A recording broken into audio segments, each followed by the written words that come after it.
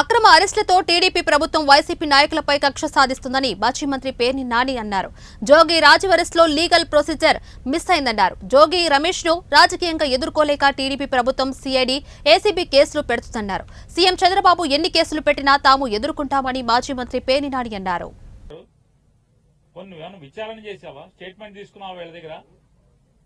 ఇంత పద్ధతిగా అంటే లీగాలిటీ ఎక్కడా మిస్ అవ్వకుండా, లీగల్ ప్రొసీజర్ ఎక్కడా మిస్ అవ్వకుండా చట్టరీత్యా లేదా మనీ ట్రాన్స్ఫర్ చేసి కొన్ని ఏమన్నా డబ్బులు అకౌంట్ ట్రాన్స్ఫర్ చేయకుండా కొన్నారా?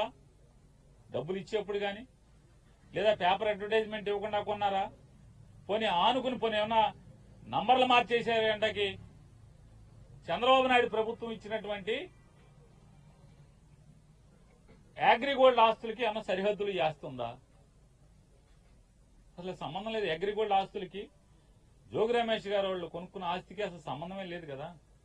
లేని పరిస్థితుల్లో ఇవాళ సిఐడితో అదే ఆగస్టు 2వ తారీఖు ఒక కేసు కట్టించి, ఏసీబీతో ఒక కేసు కట్టించి విచారణకు కూడా కనీసం పిలవకుండా ఏం జరిగింది, నువ్వేం చేశావు, నీ పాత్ర ఏంటనే విచారణ కూడా చేయకుండా జోగి రమేష్ గట్టిగా మాట్లాడాడు, గట్టిగా తిరగబడ్డాడు.